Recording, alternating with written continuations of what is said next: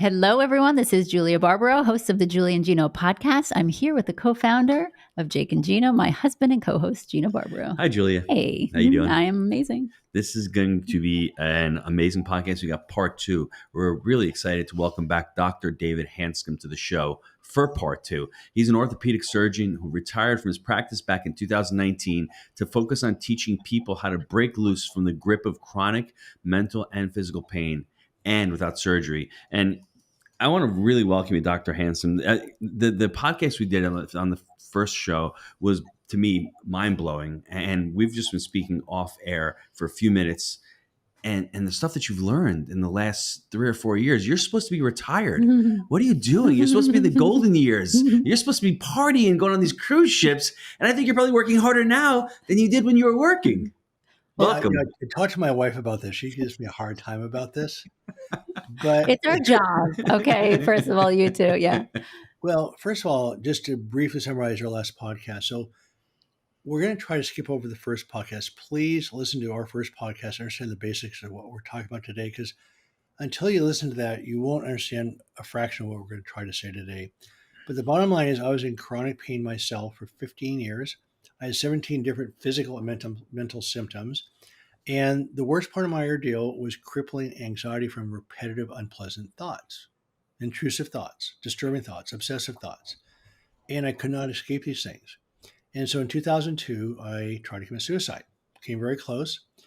And I have 20 medical colleagues dead from suicide. What I didn't know until just a few weeks ago is that there's a direct link in research showing a link between ruminations and suicide. And when I talk to my patients now more clearly, I knew about 10 years ago that the mental pain was a bigger problem than the physical pain. It just came really, really clear. And as a spine surgeon, that blew me away, because here I'm talking to people about their pain. I had 4 people in 2 weeks, all males between ages 45 and 60, all very successful, had families, finances under control, everything physically healthy. They did have surgical problems. In other words, they had a bone spur pinching a nerve that I was planning on doing surgery on. But I looked at the questionnaire and they said 10 out of 10 on anxiety, depression, and irritability. So I looked at it and go, I could get rid of your pain surgically, get rid of your leg pain, or I could get rid of your anxiety, which one do you want to get rid of? Every one of them said, I got to get rid of my anxiety. I can't tolerate it. They can sort of live with the pain at some level, but they cannot tolerate the anxiety. So that was a huge eye-opener for me. So from that point on, I started asking people about their general circumstances, what their stress levels were. And the problem that I happened personally is I thought anxiety was psychological, right? Sounds reasonable? Yes. So that's why I want you to listen to the first podcast, because anxiety is just a sensation generated by your body being in fight or flight. That is it. Now, why is it so critical? Because that fight or flight response is 1 million times stronger than your conscious brain. So you have this massive survival reaction that processes about 40 million bits of information per second. Your conscious brain processes about 40. You can't treat this massive survival reaction with cognitive, rational approaches. It's a complete mismatch. And it's necessary. You can't survive without anxiety. So we're trying to get rid of the word anxiety to say activated threat physiology. And when I say physiology, is how the body functions. So you're in fight or flight. Your body's full of stress chemicals, inflammatory markers, excitatory neurochemicals, and all sorts of things are happening in your body under threat physiology. And sustained threat physiology causes symptoms, illness, and disease. The part we're talking about today is the family and kids. And there's a major problem here is that I'm going to call them ruts, repetitive unpleasant thoughts. It turns out to be a function that's universal. Some people have a little bit of them. Some people have a lot of them. I had an extreme form of them. And they're basically repetitive, intrusive, obsessive, disruptive thoughts or ruminations, wherever they are. They just torture people. And so when I almost committed suicide, it was my inability to escape from these very intense, extreme thoughts. Couldn't escape. So look at the big process. There's 3 parts of surviving for every living creature. You have your circumstances, your environment. Stress is not psychological. It's just your challenge of staying alive. And by the way, life in general is competitive. Life is not your friend. Nobody gave us a right to stay alive. We have to fight to stay alive. So you have your stresses or circumstances. Then you have your brain or body or nervous system processing all this environmental input.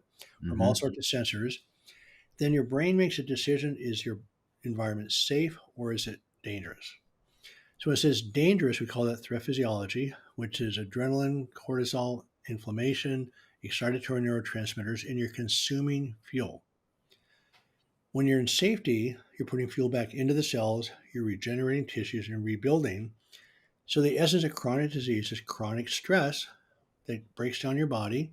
So you minimize your time in threat physiology and maximize your time in safety. People truly heal. So I had 17 different symptoms. They're all gone, including the obsessive thought patterns. Going to children, 90.2% of children under 8 years old have what we call intrusive, let's see what's it called, OITs, obsessive intrusive thoughts. This is 8 years old. And 27% of those kids, they are disruptive. Mm. So it's a problem. And most of those thought patterns are around safety. Then you have families with high A scores, which means adverse childhood events. Like we know that if you're raised in a relatively chaotic, abusive environment, that your mind spins faster, you're on high alert. So I don't know, and again, we won't go into this today, but there's data showing that the tougher your childhood, the worse the ruts. Mm-hmm. And ruts is repetitive, unpleasant thoughts. So, Dr. David, when you're talking with children, you've got 8 children, 8 years and younger, and you're saying this, they're getting all this information and being scared from school. They're being scared about the climate. They're being scared about, I mean, everything, like the things that we didn't have to deal with 30 and 40 years ago. So beware the parents. Sometimes shut off some of the YouTube channels, get them off of a lot of the social media. I think that's one of the big precursors of what's going on with children. I mean, if you want to add and expand upon that, but that's one of the threats that I see right now. Every time, that's where when you go onto social media or any kind of media, it's all about scaring us, and you can constantly see that you're in threat, you're in chronic inflammation, watching this stuff and consuming this stuff. So that is a huge problem, and I agree with you completely that the minimizing time on social media, iPhones, etc., is really critical. Except it's hard to do. Number one, Mm-hmm. the problem is way, way deeper than that. Mm-hmm. So there's a process called mirror neurons. Somebody laughs, other people laugh. Somebody yawns, other people yawn. What's happening is that your yawning center is actually stimulating the yawning center of another person. It's a direct stimulation of that part of the brain. So you're in a bad mood. Guess what? People around you are in a bad mood. Not psychological. You're directly stimulating that part of other people's brains. It's called mirror neuron, just how we learn. Imitation. Wow. So kids are not going to be less stressed than their parents. So the number one factor that allows kids to thrive is a sense of safety. So yeah, I agree all the cell phones, et cetera, are a threat, but it's way, way deeper than that. So I'm working with a group called Peace at Home Parenting, and it's been a while working with them, but they understand this now is that parents want to blame the kids for stressing them out, right? You've heard that? Yes. We have. Well, I blame my wife for stressing me out, so I'm sure the kids absolutely. probably blame me for stressing them out. So it's the other way around. Yeah. So there's a little book, by the way, a little bit of a segue, but I'll bring them both up for a second. There's a little book called Feeling Good Together by David Burns. I don't have it right here. It's a thin read. His point being, if your partner or spouse pisses you off, what actually happened, you said something or did something that actually got them to react, then you reacted to that reaction. In other words, you start the ball rolling. You do it unconsciously. So what happens if you're in a bad mood, all of a sudden your partner, reacts to you, you probably don't see the bad mood that you're in that started the process going. Yeah. Then you get pissed off at your partner. So it's a long story, but it's called Feeling Good Together by David Burns. It's a wonderful book, completely changed the game of my relationship. There's another little book by Anthony DeMello called The Way to Love, right here. I've given it to hundreds of people, including all my fellows, my administrators. I read it myself once or twice a week for 20 years. He's a Jesuit priest, and it's not a religious book. He just goes into the whole idea of attachment, belief systems, stories, everything we do. But he points out when you're angry, let's say, Gino, you see something that irritated me. Do I blame you or is it me? Well, I know it's you. Yeah. Right. So, but it feels like you. That's the problem with my wife. If she does something that irritates me, I want to blame her. Right. But it's not her. It's me being triggered. Mm-hmm. Mm-hmm. So a major, major factor. In fact, in everybody that heals, everybody, no exceptions, they take full responsibility for every aspect of their lives, especially their anger. So remember, anxiety and anger are the same thing. Mm-hmm. So something irritates you or something you need to control, or you sense danger, you become anxious. When you solve the problem, the anxiety goes away. If you can't solve the problem, your body kicks in more stress chemicals and you become angry. Right. So again, this reaction is a million times stronger than your conscious brain. And so the key is you can't do anything when you're angry. Because what happens, your thinking brain just went, we call it down-regulated, but the blood supply shifts from your thinking centers down into your limbic system or the reaction centers. Mm-hmm. So anytime you're anxious or frustrated, you've lost awareness of the situation because something in the present triggers something from the past. So you're in the past, you're not in the present anymore. Being present is the essence of human relationships.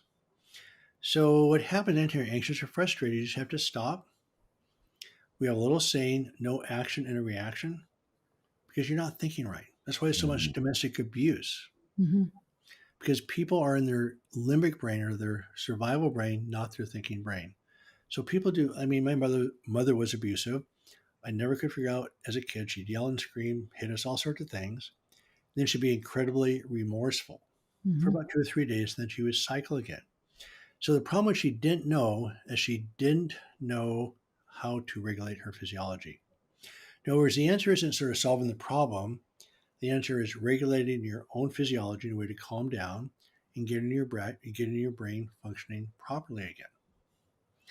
So with kids and children, the number one thing that kids want, in fact, what every human being wants is number one is safety. And you're in a chaotic childhood where the parents are fighting this, and this, the kids don't feel safe. Or think about this carefully. There's a book I mentioned before called Parent Effectiveness Training, where you learn to listen to your kids, be with your kids, but you don't have to raise or fix or teach your kids your wisdom because they're probably smarter than you are. Mm-hmm. And so the book changed my life. It's called Parent Effectiveness Training by Dr. Thomas Gordon. And I read the book at least 25 times myself. It's sort of a manual. But what it does, it takes the parent-child label off and just goes human to human. In other words, how can we live together in a way that's enjoyable? And what happens is that we have this power thing going. He says, you don't have to exert your power as a parent. He says, it's like the sun versus the moon. As a parent, they're completely dependent on you. You already have the power. You don't need to exert or enforce your power. It's already inherent in the relationship. So you get to learn to just live with each other. It's not about permissive parenting. He's really against that. But it's about listening, but never giving commands or orders to your children. Nobody likes to be told what to do, right? Yes, 100%. Nobody likes unasked for advice. Absolutely. Well, Dr. David, Hold I on. have I to. have to hear. Well, let me. Okay. I go have ahead. to have my wife read it because she likes to tell me what to do. So Well, maybe she shouldn't tell me. Well, it's not a parent-child. It's a parent-child. Okay, Can I just? I just want everyone to hear. You just said I love the human-to-human relationship, because a lot of times as parents we're like, well, I'm the authority, and it's really a pride thing. We're like, I'm in charge, you're not. Here's what you need to do, and we traumatize our kids, and yes, Parent Effective Training is an excellent book, and I accidentally kind of did that without reading the book, and I'm thankful to read it because I'm like, oh good, now I have a book to give people because I love it. I've given this book to probably 600 people easily, and everybody has. And it's so basic, right, doctor? It's not hard to follow. It's not, and that's why I love it so much. Keep going. So the thing is, what he doesn't say in here, because they did not have the neuroscience in the 60s and 70s when he wrote this, but when you're talking to your kid and they're reacting, their brains are offline. They can't rehear you. Right. And if you're both reacting, it's like a cosmic ping pong game of back and forth and back and forth. So the bottom line is your kids are not going to be less stressed than their parents. Mm-hmm. And then, of course, the kids are learning their stress management skills and coping skills from their parents. So if their parents are stressed out, they're fighting, they're not having a good time, that's what gets passed on to your kids. Yeah. And vice versa. So then the parents are blaming their bosses of their jobs or the spouse for their unhappiness. And this is a really deep statement. I'm not saying this lightly, but we all know this intellectually. Your happiness is 100% your responsibility. End of story. Period. End of story. Love it. So you can't blame your spouse, your kids, anybody for your unhappiness. But that's what we do as human beings. We want to blame somebody or something for our unhappiness. For Mm. instance, in the workers' comp world, 90% of people that were injured either blame the person or situation, and they don't let it go. 90% of people hold on to the anger around that Mm. situation. So, how's that working for your quality of life? But Mm-hmm. remember, when you're constantly angry, your brain is literally on fire. Yeah. So, flipping, going way ahead of the game, you don't have to exert your authority. In fact, you should not exert your authority. It's authority that's already there. You don't have to, you're only taking away from your authority. So, you learn to live with your kids in a way that's enjoyable. And the number one thing is, what can I do today to play and have a good time? That's all they're looking at. Kids don't wake. His point is, kids don't wake up in the morning thinking, "Well, how can I piss off my parents?" Believe it Right. or not. But if they're not getting any attention or neglected, they're going to actually find it. If they have to disrupt the peace to get the attention, they will do that. Mm-hmm. So, for example, again, this book changed my life. I was not mentally the right mind to be a parent. I read it when my son was about 18 months old. So after I read the book, I would come home after work, open the door, and do nothing except to sit down and play with my son for a while, for about half an hour, 45 minutes, to the point he'd get bored and sort of wander off. So he didn't have to get my attention. He just had it. Mm. And so it just sort of wiped out the need for getting attention. And so just that one little detail made a huge difference. Yeah. But again, going back to the original question about parents and triggers and pain, remember, anxiety is the pain. The signals Mm-hmm. danger is supposed to be unpleasant. And I think we mentioned this before, and I don't think I've mentioned it yet, is that there's a research paper that I heard last week that blew my mind, is that humans do not tolerate emotional pain.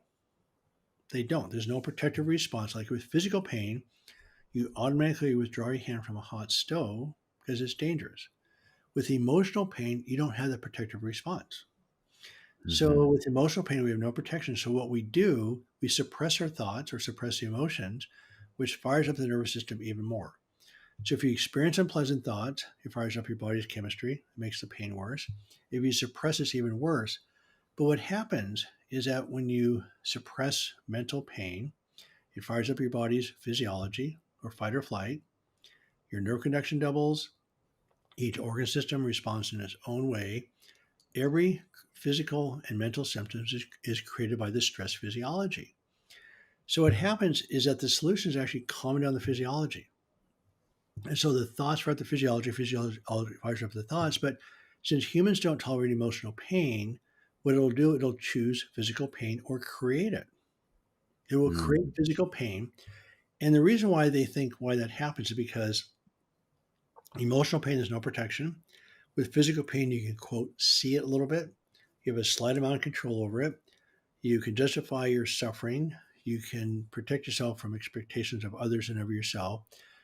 And with cutting, cutters actually have significant relief from their pain when they do a cutting situation.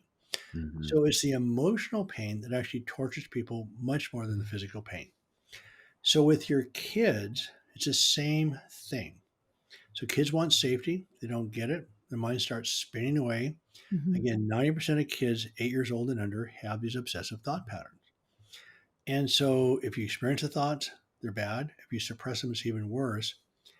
And the way a metaphor you can use is that if you take a hornet's nest, the hornets are doing their job, they're building a nest, they're procreating, they're storing food, they're just doing what hornets do. But what happens when you shake the nest? They start Okay. going crazy. Okay, then what do? You try, spraying the hornets, using fly swatter, et cetera, et cetera. So with the human brain, your brain fires up these crazy thought patterns. A lot of them are negative thoughts. So you try to counter the negative thoughts with a good thought, and it doesn't work. It's impossible. Mm-hmm. And so your brain starts spinning and spinning and spinning. So the answer to the hornet situation is quit shaking the nest. Mm. So the answer for the human brain is calm down the nervous system. So what we need to be teaching, I'm going to go to the adults for a second. There's a bunch of ways to calm yourself down. As you calm yourself down and start having a good time in life and quit being stressed out, that allows you to actually interact with your kids in a way that's positive. And what happens when you have safe, nurturing relationships, it dramatically changes your body's chemistry to safety, which is oxytocin and dopamine and anti-inflammatory cytokines. Fuel gets put back into your cells. Your body actually truly heals. So, for instance, at work, we made a decision in 2008, my partner and I, that we spend as much of our time at work than we do at home. why not have a good time? Why put a label of work on it? So we just had the best time. We would talk to each other, get to know each other. We would joke around a little bit. We'd have to actually calm it down in clinic because it got a little bit rowdy. We had the best time. Yeah. And Mhm. why not? So at home, you come home, you bring your troubles at home, you don't create a safe household. So if you don't have a safe, comfortable household to rest and regenerate, who's responsible for that? Mm, Parents. Mhm. You. yeah. Mhm.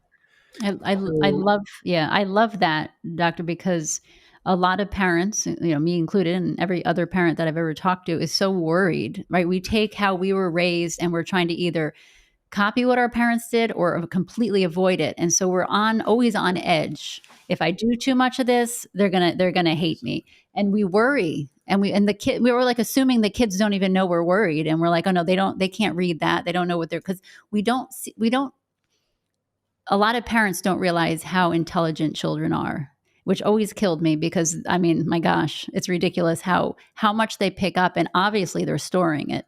And you want to say something? I can I see that. really, I'm just so anxious to share Oh, this sorry. story with you, Dr. David. It's really important to get this off Yeah. my mind because in 2008, when I was working at the restaurant, I was miserable. I wasn't happy. I would come home angry. I'd come home frustrated. I'd come home, I don't say depressed. I just didn't I feel like would I say was living. depressed. I Yes. wouldn't go that far, but I Mm. wasn't living my best life. And I knew that God created me for something more, something greater. And I felt that I needed to do something different, but I didn't know why. And now that you're saying this, I think subconsciously I knew that I was letting my family down and I wasn't creating a happy household. Mhm. And that's why I doubled down. I went into real estate and ultimately I left the restaurant. And now what we do now is I get to go on podcasts and make fun of my Can I just wife. tell you? I mean, how does life get any better than I that? actually thought you were But going to say this, and I want to. what It was I was going a to say? snowstorm. So every time he had the restaurant, every time it snowed, my kids love snow, but there was a piece of them where like dad's going to come home really mad I and never really made money angry when it because snowed. he lost a lot of Lost business. And business. so that was the he had to close the restaurant, the snowstorm, he came home, and I'm going to be honest, looking back, the kids were very uncomfortable when he walked in because they didn't know, they kind of knew it was going to be a negative. He walked in, he brought a pizza dough home, he put on this jacket, which made me laugh. And he started singing I Am the Pizza Man to the children. And they all sat there, didn't know how to respond because they never saw him do this. He completely changed his tune into a joking, fun way.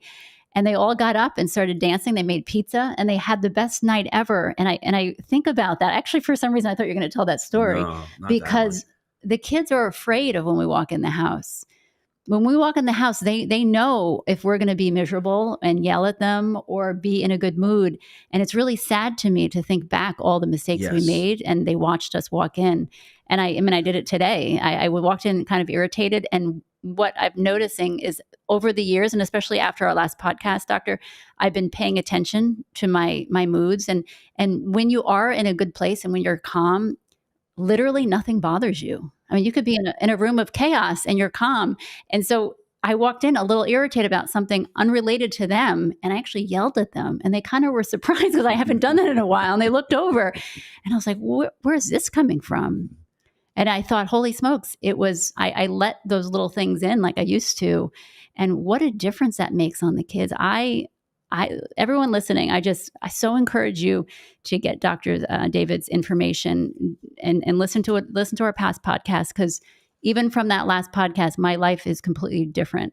And I just, first of all, I want to thank you, but encourage other parents to really look into this because it really huge impact on your family. Well, that's what I quit my practice because of this, Yeah. because it's not, as you notice, it's not very hard. No. And it's not about David Hanscom being some genius. I'm just following the science. It's already been Yeah. sitting there. I don't know why medicine went down the rabbit hole of structure instead of physiology, but no, this is not very hard. It's way easier than fighting off these big survival reactions. So I know we have limited amount of time, and there's a bunch of things we can talk about. I'd like just to settle on this one thing you talked about your impact on the home. So I'll tell you another story where I would had all sorts of stresses at work. I'd come home and talk to my wife about this, and this. And finally, one day she said, "Stop."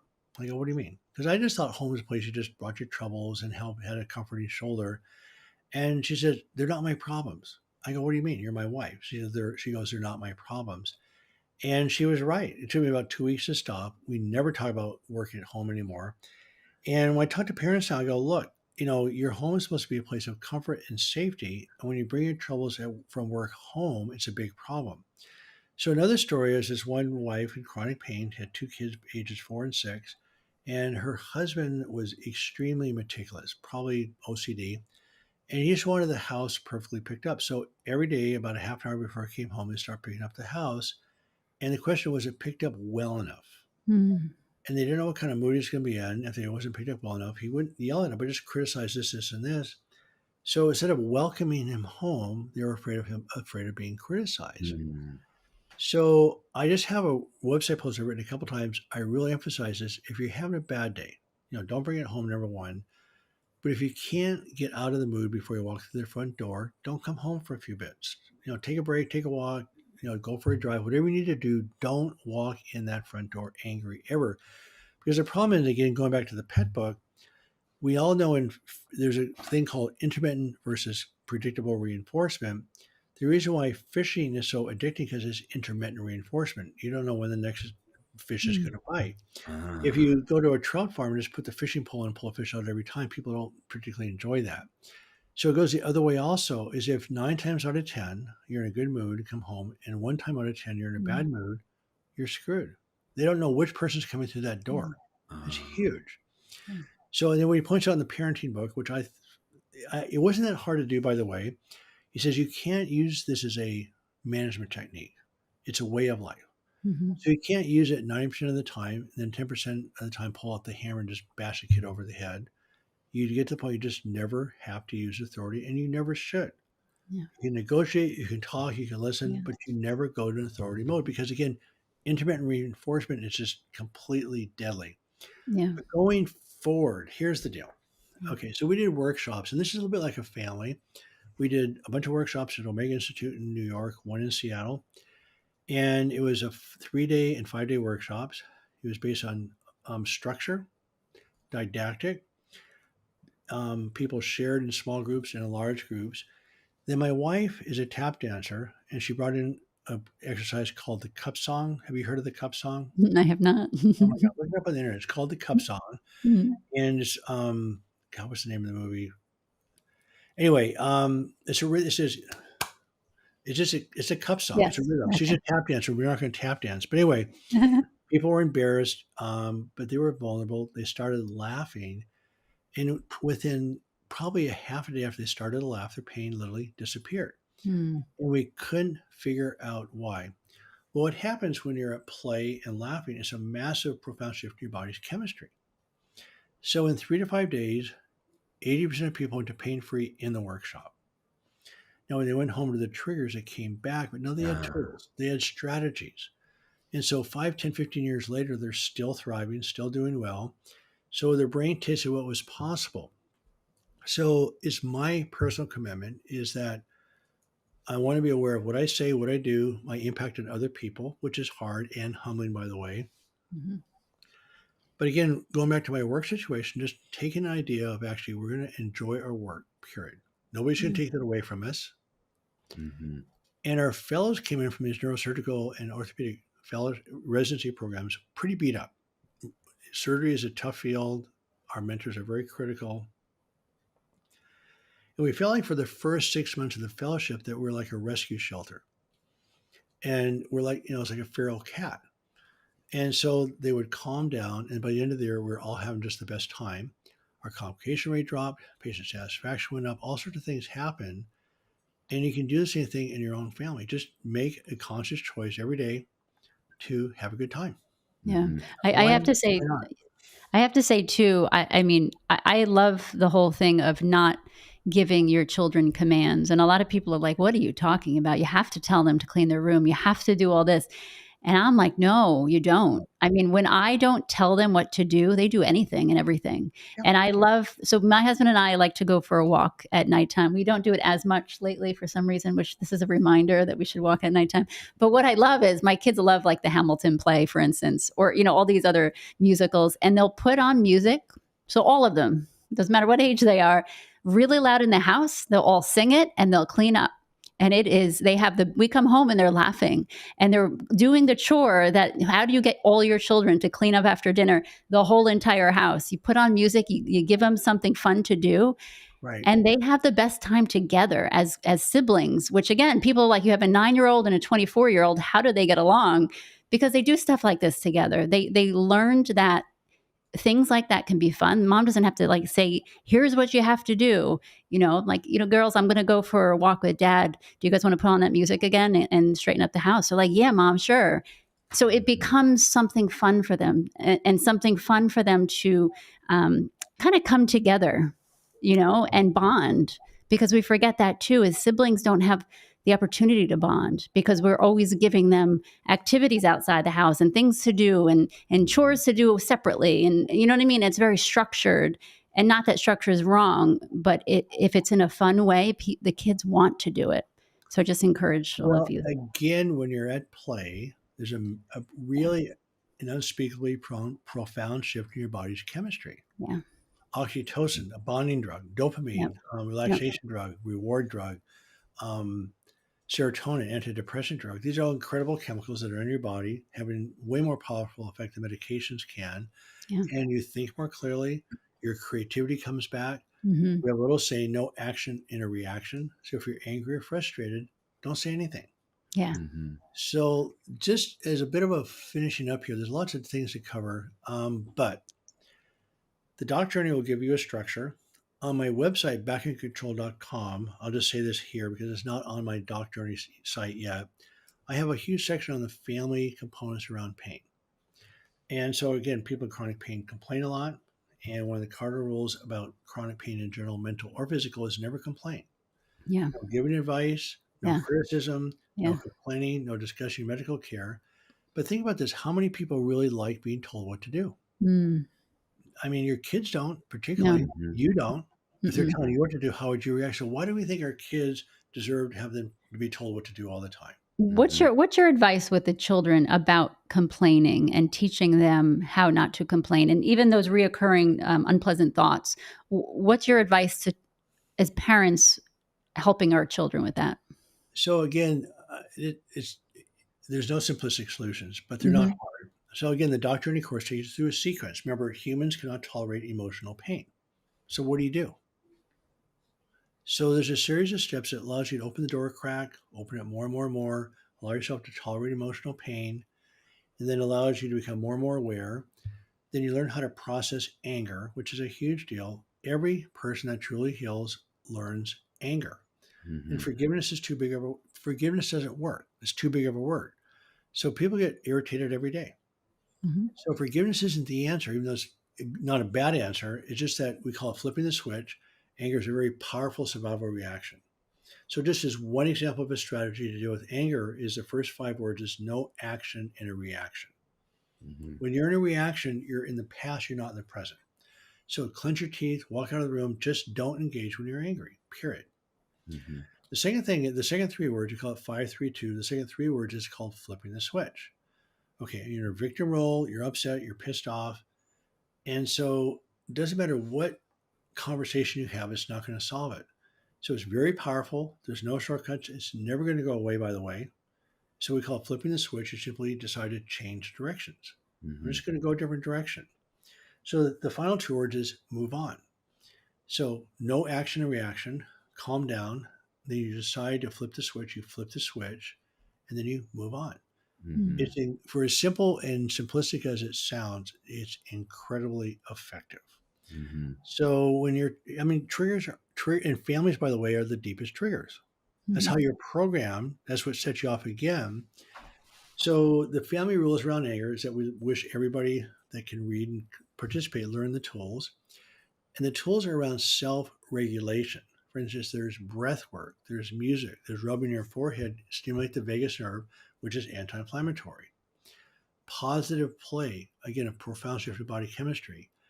And the other thing that happened when I was a parent, when my son was at home, where about 13, 14 years old, there'd be times where things were not great between us. I'd pick up this book, PET, and find out what was going on. And it was always me. It was always me.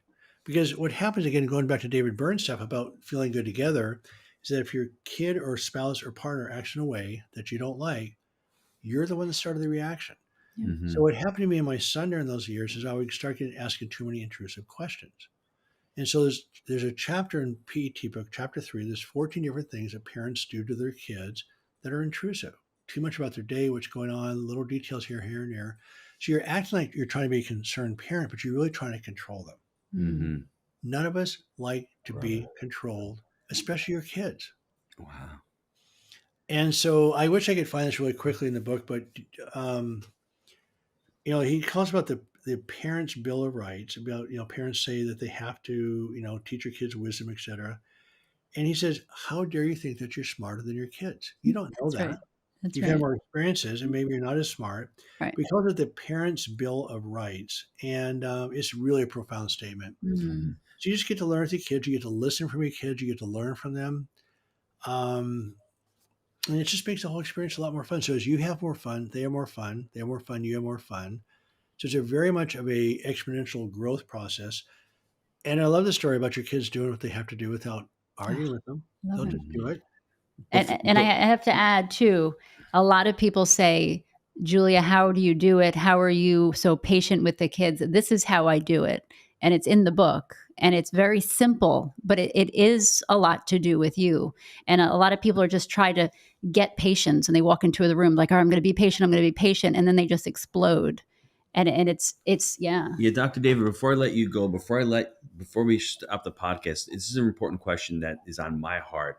And this is what we've been struggling with over the last 3-4 years about the triggering, about somebody gets elected in office and we can't have a conversation and it's their fault, our fault. Because this is really important for young adults and for people trying to have conversations, because the conversations aren't being had anymore because we're blaming it, because it's a stimulus and response. I listen and believe Dr. Stephen Covey when he talks about that. I can get stimulated, but what's my response? What do you say to somebody? How do you correct that when someone's saying something against what you believe? And like you said, you get triggered, and it's through families. I want to get families back together, being able to discuss Have things that are conversation. uncomfortable. Yeah. That I don't believe the person that you voted for. I can't believe, but let's at least have the conversation. And you're triggering me because you're wearing a hat, and that hat. So how do we have that conversation? How can I have that conversation? What's the solution to You that? are not going to like my answer at all.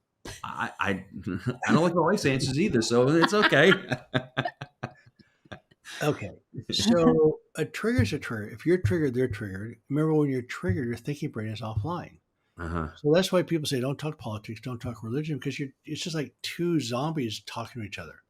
And by the way, how do you know your belief system is more correct than their belief system? Because they Yes. think the same way, right? Right. So it's actually arrogant to think your belief system is a better belief system than theirs. Yes. 100%. So once you believe yours is the right system, then you actually can't learn anymore.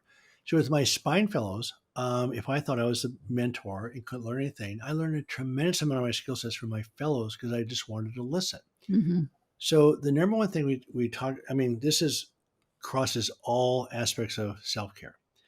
We say, look, never discuss your pain, mental or physical. Don't discuss your medical care. Don't talk politics. No complaining, period. No giving unasked for advice. No criticism. No gossiping, because all it does is disrupt your physiology. And so it's one of those things where when you get upset about things you have no control over, in other words, you're in a victim role. Mm-hmm. But the reason why people do that is it allows them to stay in the victim role. Remember, the genealogy of anger is circumstance, blame, victim, anger. So if you get about something that's a world event or world situation that you have no control over, what you really are doing is actually choosing to stay in the victim role. And it's powerful. You're powerful, you're right, all these types of things, and it's addicting. Mm. I did like your answer, though. I do like your answer. Your life will change dramatically. And I get back into this a little bit. So I really urge people to limit their time watching the news, if at all, maybe 15 to 30 minutes a day, just know what's going on. I get a little bit into the iPhone where the headlines keep popping up and I keep looking at them and reading. It's bad stuff. Yeah. And it doesn't help my day. So our responsibility as human beings is to enjoy our lives and be a source of energy and positivity to people close to us. And there's a little book out that I quote this all the time. It's called 365 Tao. It's an old book. I got to get this used. And there's a little metaphor in here about a heron that stands on one leg in a pond. And when a fish swims by, just reaches down, grabs lunch, and has lunch and still stands there. Let me just read this to you. Can I read this for a second? Yeah, sure. Okay. Heron stands in the blue estuary, solitary, white, unmoving for hours, a fish, quick avian darting, the prey captured.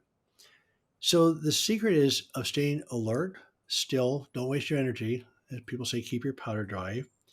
But the bottom line is that when life presents an opportunity, we must be ready to seize it without hesitation or inhibition, but you're only responsible for what's in your sphere of influence. That's Mhm. it.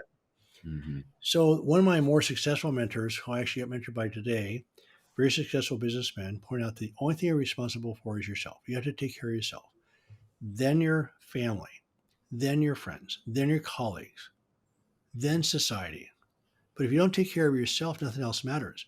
So Mhm. if you're out arguing, religion, politics, baseball, or sports, you don't really know who that person is. Yeah. And so it just drains you out of energy that you need actually to take care of your family. Mhm. So you'll find out you just take that again.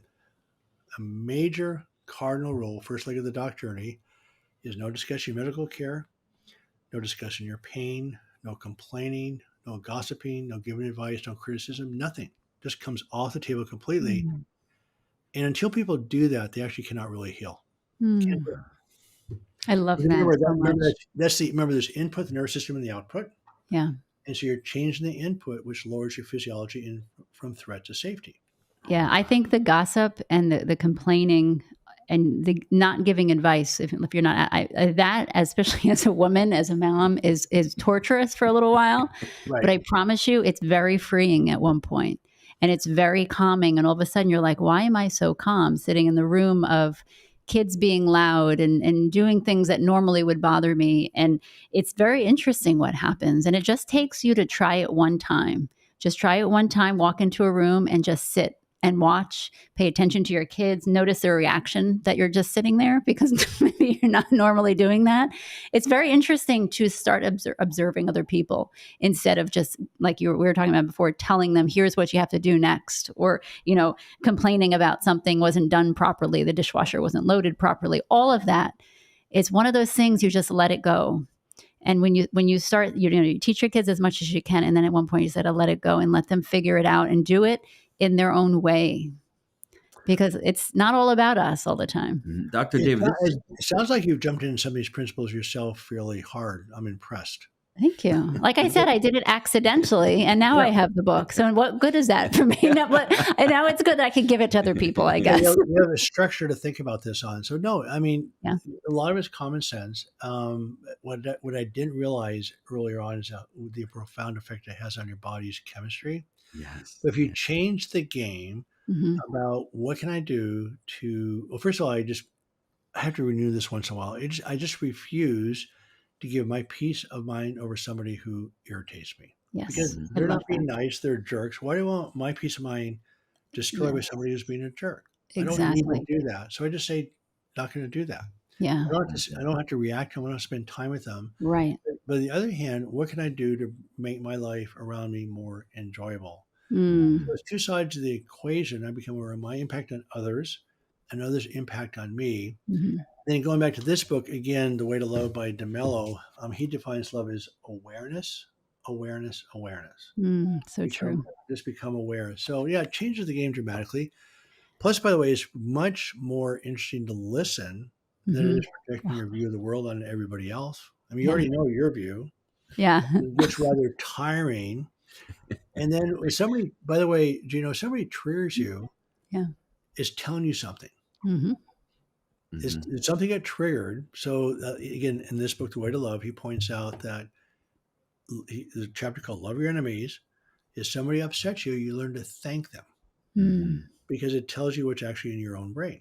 I'd be Right. thanking my wife every 5 minutes Yeah. then, huh? I just have good ideas, I love that because you can get to a point where someone disagrees. It could be politics, religion, whatever it is, and you can learn just to listen to their part. Yeah. And there are a lot of things that you don't agree with, and you can wonder or ask, How did you learn about that? What got you Exactly. to that point? And you can learn so much. And that's when you don't get triggered or angry, because you want to know about the person, not so much about their idea, but about Right. how they got there. And so Exactly. that becomes interesting at one point. And so you're not angry, you're just curious.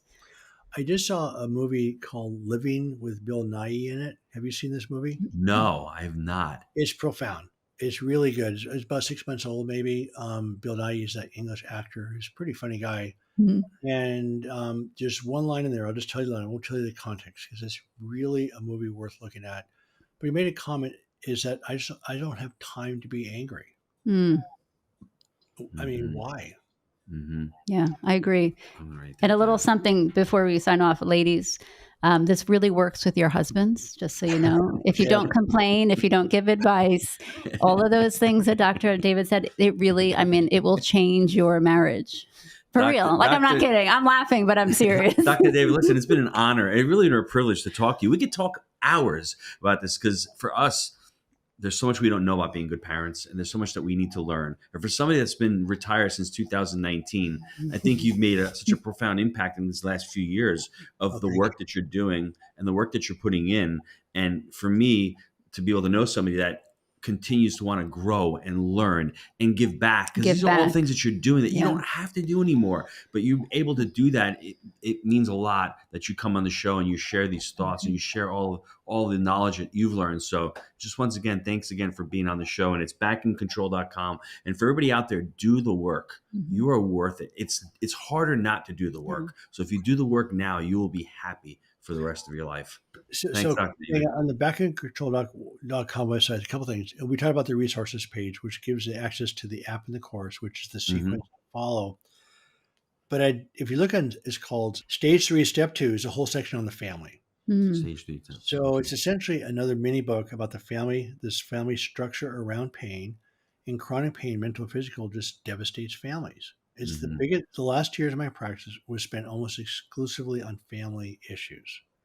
So it's on there in the backendcontrol.com website. It's not on the Doc Journey, but there's a lot of stuff on that one section of Back End Control. love it. right. And I know there's someone out there listening. This can help your family. This can impact your life.